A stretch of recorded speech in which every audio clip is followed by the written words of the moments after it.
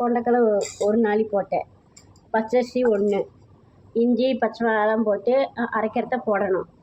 மாவு நல்லா தோசைக்கு கலக்கிற மாதிரி கலக்கணும். இல்லை நான் தோசை கலக்கிட்டு தோசை ஊற்றிருக்க பாருங்கள்.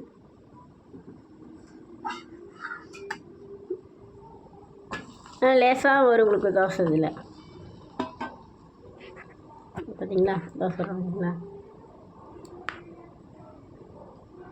மாவு ஊற்றுறேன்.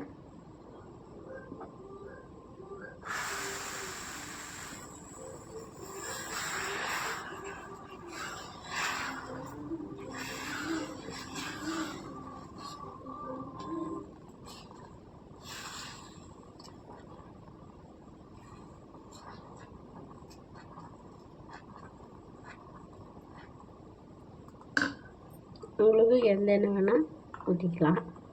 நான் கடலை எண்ணெய் யூஸ் பண்ணுறேன்.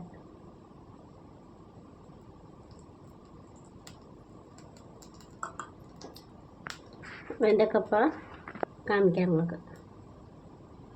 பாருங்க, கொண்டக்காய் தோசை ரெடி. இதுக்கு மொறுனா சின்னாக்கிட்டு மொறுன்னு ஆக்கிக்கலாம். நான் மொறுன்னு ஆக்கிறப்போ பார்த்தீங்க கலர்லாம் மாறிடுச்சு. இதுக்கு இஞ்சி பச்சை மிளகா போட்டால் போதுங்க. உங்களுக்கு காரம் வேணும்னா 2 3 4 நான் 3 போட்டேன். காரம் வேண்டாம்ட்டு.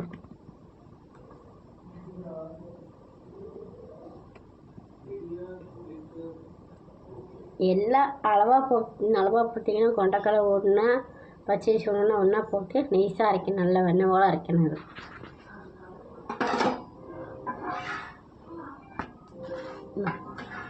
பார்த்தீங்களா கொண்டக்கடலை ரெடி தோசை. லைக் பண்ணுங்கள், ஷேர் பண்ணுங்கள். வீடியோ பிடிச்சினா கமெண்ட் பண்ணுங்கள், கீழே மெசேஜ் பண்ணுங்கள்.